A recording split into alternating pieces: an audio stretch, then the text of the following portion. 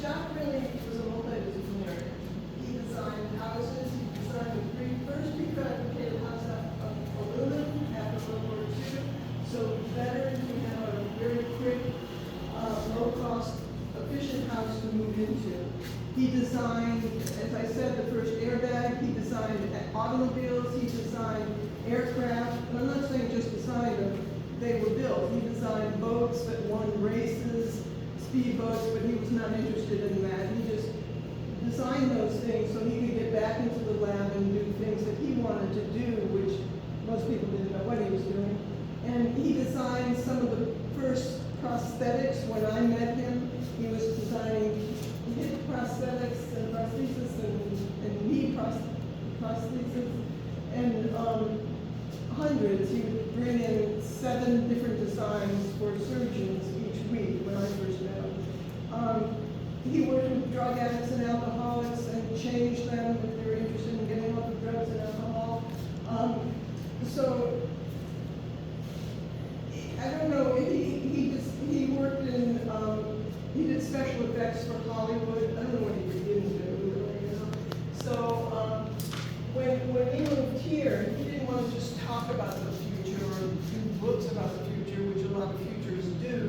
He wanted to give a demonstration, in lieu of not being able to build them for real, to show what we could really have in the future and how you could technically build what he talks about. That was a big difference of him from other people who they considered futurists.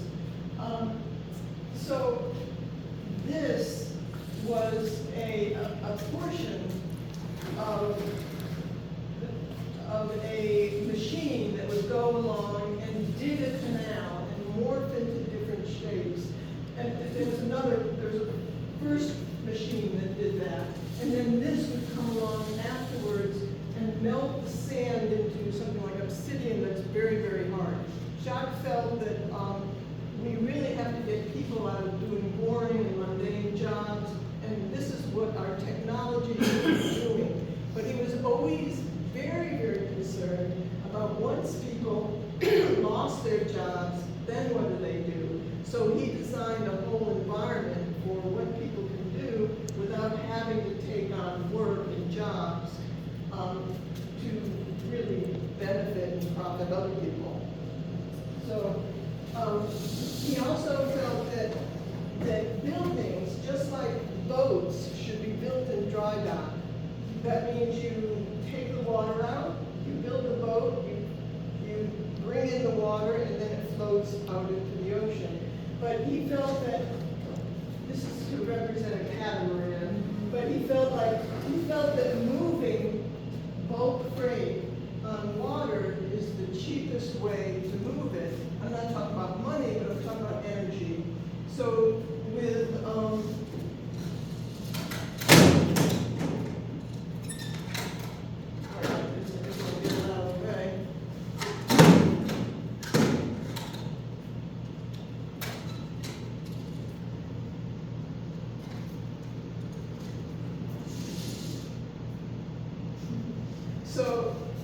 moving a ton of weight on this, you can, with 1 pound of hydraulic pressure, you can move a ton of weight over, and you can have schools, you can have research centers, whatever you want along the water. And he felt like when you bring in the salt water in, say, underdeveloped countries or something, then you could move this over and drop it down, and this would actually be black for condensation, desalinization of water. You could just be being black with the heat.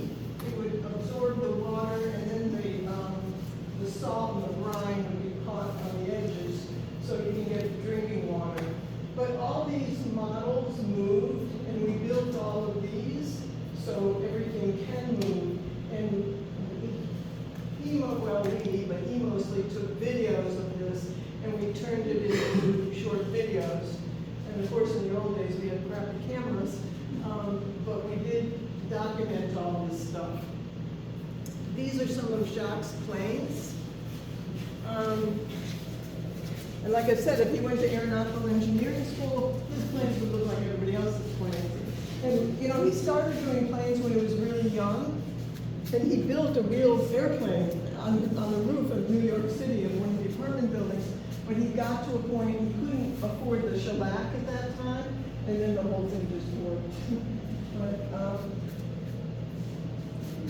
when he was a kid, he was doing aircraft, and you know, at that time, when an airplane flew over, all the kids would just stop and look at it, because it was just something new, you know? But he would make model airplanes, and there was a hobby club of kids that would make model airplanes, but they would make all the same airplanes. And he would come in with something really, really different. Like he had a piece of balsa wood, which was a very soft wood he made crafts with, and he noticed accidentally that he dropped it and it like floated forward. So he tried making wings out of the straight balsa wood, a different kind of plane, and he had difficulty, and he found out that if you shape it like an S, it would go forward. So he brings this unusual plane, you know, a model, to this kids' clubs where they bring in their aircraft planes that they all look the same, and they ostracized him. And they said, oh, what's that? They didn't say, what are the flying characteristics and how well does it fly compared to what we do? And he thought it was really strange, but that's how kids push you into shape. It's how adults push you into shape when you talk about new ideas. Jacques was really confident because he had built a lot of planes, and he saw that he was learning and what he was doing was getting better, so he didn't care what the kids said. But, you know, that's the way the population is. If you're different at all, then you get ostracized and you get made fun of. So this is the fuselage. This is where the people sit, and it's all dead weight. The whole lift is in the wings. So Jacques was a huge proponent of the flying wing. You make one big wing, you put the passengers in it, and then the whole surface is lift. That's why he did that. And of course now they're doing that. Actually, the Germans, the Nazis, came out with some flying wings that were pretty good. So this was his helicopter, and the jets are on the outside, and the middle stays stationary, and it goes up like this, and then it goes forward. And this one goes up like this, the same thing, and then it locks into place like the delta wing, and then it goes forward, and the engines turn to make it go forward. This was interesting because in 1956 he was in Popular Mechanics with this process, and it's not metaphysical. I describe it now, but he never used to. But it's kind of, he would put kind of steel circular cones around the working engine, and it would gather static electricity. And then he would shoot it out here, and it would break the air. Meaning, like when you have sonic boom, and the plane is going really, really fast, it builds up a solid wall. The air doesn't have time to get out of the way. And so you actually, at one point, you go through it, and it makes a boom, because you're actually hitting something solid. So this makes the plane, enables the plane to go fast without collecting the air. It separates the air with the static electricity. So it's a quiet vehicle? It's quiet. And he wanted to use it for flaps and for ailerons and for the rudder, so you don't have to cut the plane up like they do today. The really interesting thing about Jacques is that a lot of his technical designs they have come up with. They did come up with something like that. There was a lab that came up with that, and he put it out, and I wrote to him and said, you really should acknowledge the pioneers in the field that came up with this. And I told him how he used it for planes, aeronautical engineering too, and they probably took up time on that. But Yeah. So anyway, a lot of his designs have come up since then, and a lot of people say, oh, this is a house, I've seen a house just like that, and it's really not. But I have seen a plane just like this put out by China. So it's really been kind of, but you know, they will copy the technology, and he came across it first because he worked in many, many different disciplines, and he brought those disciplines together with whatever he was developing. So he came out with it before other people did. He would always say, there's no, you know, he's not a genius, he's just his background and what he's learned. So, yeah. And this looks like a bird to me. And all his planes are faired, meaning there's no, like the body's not here and the wings here and it's square, but it's all faired together. It's called a fairing in aeronautics. And he got that from sharks, because sharks have been around a long time in the ocean environment, and they're all very fair.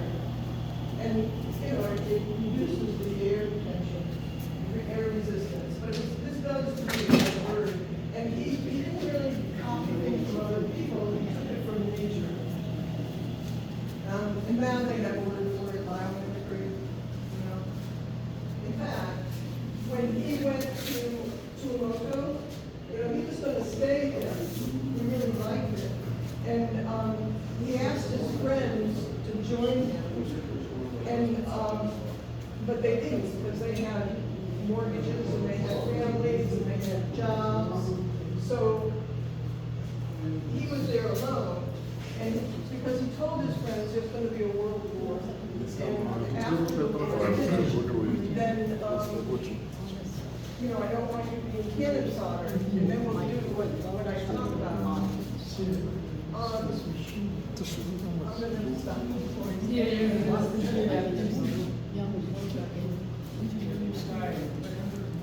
Can we keep the noise down here because the building is, yeah, can you regulate that? Yeah, thanks. So anyway, when Jacques was in Tuamotu, he knew there was going to be a war, and a war broke out, and Hitler took over